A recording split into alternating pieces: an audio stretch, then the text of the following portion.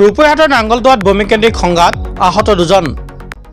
আজমত আলীৰ পৰিয়ালৰ আব্দুল কাদিৰ আৰু আবু বকৰ ছিদ্দিকক গুলজাৰ হুছেইনৰ নেতৃত্বত অহা এটি দুৰ্বৃত্তৰ দলে মাৰধৰ কৰে। ৰাজ্যখনত দিনে দিনে বৃদ্ধি পাইছে ভূমিকেন্দ্ৰিক সংঘাত। আজমত আলীৰ পৰিয়ালৰ বুক দখলত থকা এডোখৰ ভূমিক গুলজাৰ হুছেইনে বেৰুণীয়া গুণ্ডা বাহিনীৰ লগত লৈ জোৰ জবস্তি দখল কৰাৰ এক গুৰুতৰ অভিযোগ উত্থাপিত হৈছে। মুখ্যমন্ত্ৰীৰ কঠোৰ নিৰ্দেশনাকো কেৰেপ নকৰে একাংশ মাটিৰ দালালে। আজিও গুলজাৰ হুছেইনৰ নেতৃত্বত 10জনীয়া এটা দুৰ্বৃত্তৰ দলে আজমত আলীৰ বুক দখলত থকা এডোখৰ ভূমি দখল কৰিবলৈ আহি মাটিত থকা হাঁহ কুকুৰাৰ পালনৰ বাবে নিৰ্মাণ কৰা এটি ফাৰ্ম ভাঙি লণ্ডভণ্ড কৰাৰ এক গুৰুতৰ অভিযোগ উত্থাপিত হৈছে। ঘটনা সন্দৰ্ভত মন্তব্য আছে, আপোনালোকলৈ আগবঢ়াইছো। মোৰ ব্ৰইলাৰ ফাৰ্মত গুলজাৰ হুছেইন, আপোনাৰ ইছব আলী, ৱাহেদ আলী, জুলহাছ আলী আৰু বহুতো গুণ্ডা বাহিনী লৈ কিনে আহি আমাৰ ব্ৰইলাৰৰ ফাৰ্মটো বাংচুৰ কৰে। লগতে দা, লাঠি, জাং আৰু কিবা কিবি লৈ আহি আমাৰ পৰিয়ালৰ মানুহক পিটন দিয়ে আৰু সিহঁতক আক্ৰমণ কৰে আৰু লগতে অশ্লীল গালাগালিজ কৰি আমাৰ ব্ৰইলাৰ ফাৰ্মটো বহুত ধৰণৰ ক্ষতিসাধন কৰিছে।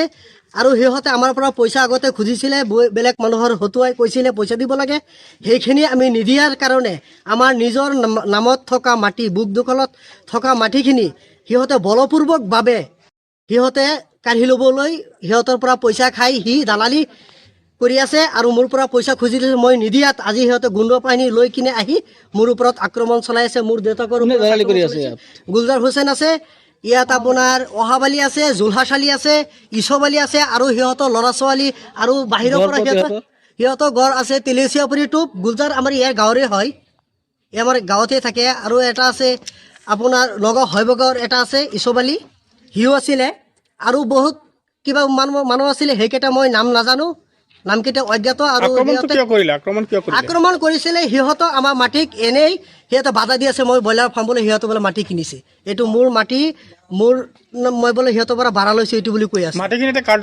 মোৰ দখলত আছে। মোৰ নাম আলী আকবৰ, মোৰ দেউতাকৰ নাম আজমত আলী, মোৰ ঠাইখনৰ নাম মধ্য নাঙ্গলদোৱা হয় এইখন, আৰু থানা ৰূপহীহাট, জিলা নগাঁও অসম।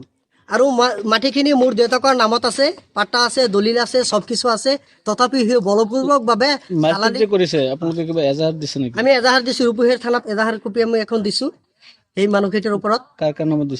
আমি নামত দিছো গুলজাৰ হুছেইন আৰু দিছো ইছব আলী, ৱাহেদ আলী, জুলহাছ আলী, সোহাব আলী, এই গোটেইকেইটা মানত আমি দিছো এজাহাৰ।